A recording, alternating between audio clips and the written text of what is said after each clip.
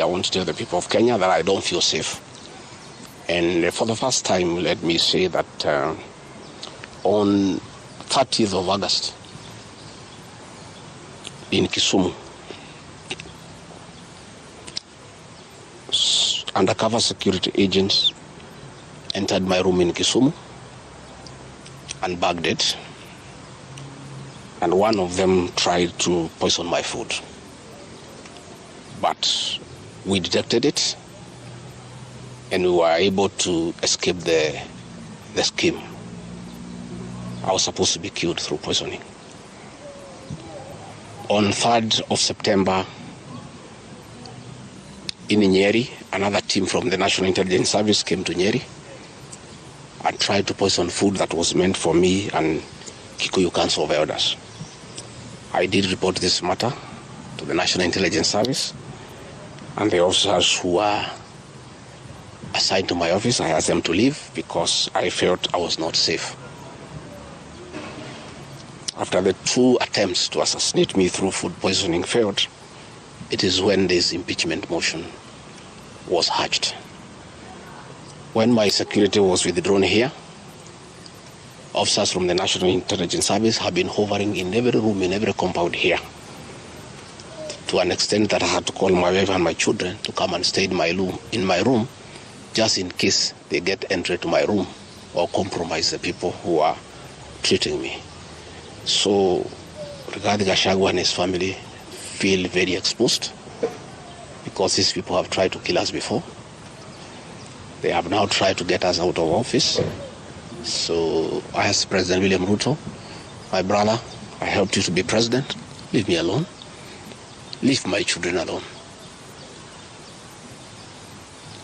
Do whatever you want, but let me live. Let me look after my children.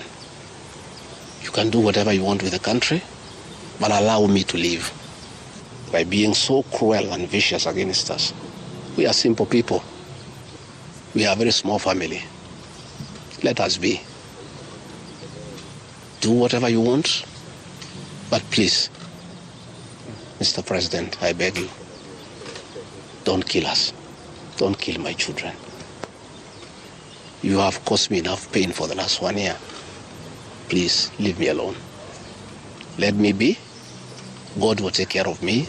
I don't have to have security. I don't have to have drivers. I don't have to have cars. Please allow me to have my peace, if nothing else. I trusted President William Ruto. The people of the region where I come from, the Mount Kenya region, trusted him. In fact, as we were preparing to go to office, nobody else trusted him. Musalia Mudavadi demanded that they must sign an MOU with him, which they did. Moses Wetangula demanded that they must sign an MOU with him, which they did. Amason Kingi demanded the same. Alfred Mutua, everybody else. I'm the only man who trusted him. Verbally, because we are Christians.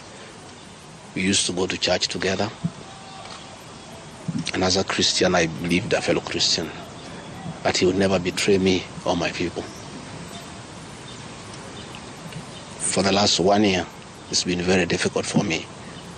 But I'm a very persevering man, very enduring. And what happened on Thursday is a culmination of continuous persecution and stress for a year. And when I look at it, probably it is history repeating itself. That President William Ruto wanted to take me the route President Daniel Arap Moi took Kenneth Matiba. He pushed Matiba up to getting a stroke and eventually dying. When I look to what the president is doing to me, especially now when I'm in hospital, crippling me, treating me like an animal, I think he wanted to take me the Matiba route. I hear many of his people are calling here asking whether I'm dead. whether I'll survive, whether I'll recover. They were celebrating. It's the most unfortunate thing that has ever happened in this country. That you can be so vicious to a man who helped you to be president. And the crime of this man, telling you the truth. Don't evict people without compensation, Mr. President. Mr. President, don't overtax people. You are killing them, you are killing their businesses. Don't force a housing program on people. If people do not own these houses, don't force them. My only problem with the president is just being truthful, because nobody else can tell him. The framers of the 2010 Constitution wanted a deputy president who is elected as a buffer who can stand for the people. The charity we are being treated for, too, is get rid of an elected deputy president and appoint a control freak. A fellow you appoint who cannot ask a question, who cannot say anything. And I'm sure if they succeed, he'll be asked to sign an undated resignation letter so that in case he starts asking questions, he can just be told to resign. But the framers of the 2010 Constitution were very clear in their mind why they wanted a deputy president who is elected. I'm the only man in the cabinet and in the whole government who can stand up to President William Ruto and tell him, hey brother, this is not right. This Adani thing is not good for the country. There's too much corruption, Mr. President. This housing thing is being forced down on the people of Kenya. And they don't like it. Please don't force it down on them. You know, situations where medical equipment that was being supplied by Kenyans to the Ministry of Health now has been given to one single Asian. I say, Mr. President, this is not right. We are killing our business people. So, as we speak, I say that my lawyers are in court. We have faith in our judiciary. And I requested that, according to the rules of natural justice, I be accorded an opportunity to be heard in the Senate. You remember I presented myself to the National Assembly and defended myself. In the Senate, I was there day one. And even when the Speaker asked me to sit down to listen to the charges, I decided to stand up to face my accusers. I was there the following day. I was ready for cross-examination. The 11 counts is nothing but malice and fiction. It was a political game by the president to get rid of me. And looking at it, I don't think the president had any intention of ever working with me. I think he just needed me to help him win the election because of my mobilization capacity and the faith that the Mount Kenya region has in me. So I should have been given an opportunity. I have asked my lawyers and they have told me the motion was not time-bound. What is time-bound is a select committee that should work for 10 days and then report to plenary. That committee was never constituted, so this matter should have continued and waited for me. I was ready for cross-examination so that I answer those 11 counts one by one, and I'm sure had I been given that opportunity, I would have persuaded the senators otherwise. I was not given that opportunity. When you look at the speed at which Rigathi Gachagua is being hounded at office, it's like the story of Simon Makonde. You remember that story? One who died, who was born on Monday and by Sunday was buried. The kind of efficiency that has been exhibited in hounding Rigathi Gachagua out of office, if this efficiency was being exhibited in the management of the affairs of this country, Kenyans would be very happy. What is the hurry? The framers of the Constitution gave the president 14 days to look for somebody to replace the deputy president. It gave Parliament another 60 days.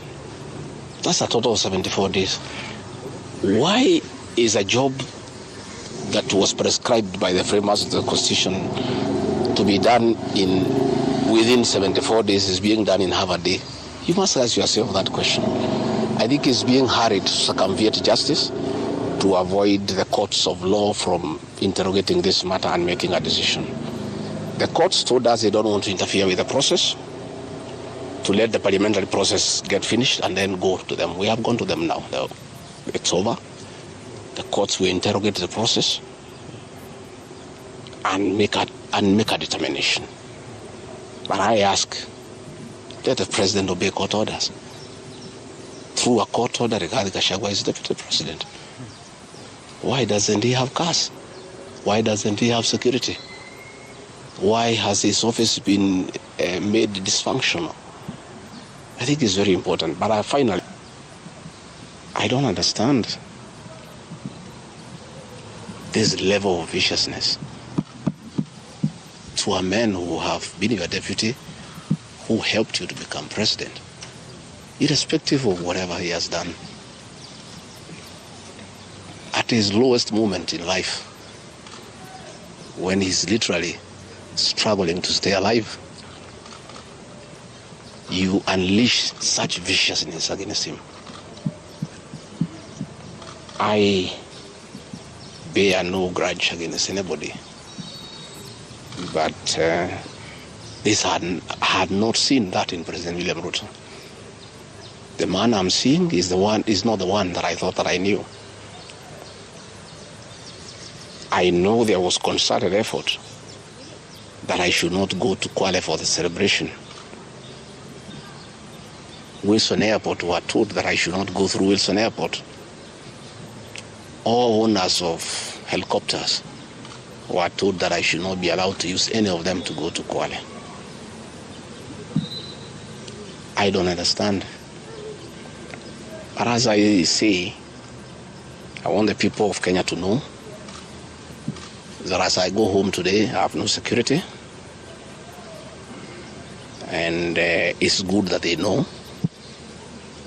And if anything happens to me or my family, President William Ruto must be held to account. We've made many mistakes in life.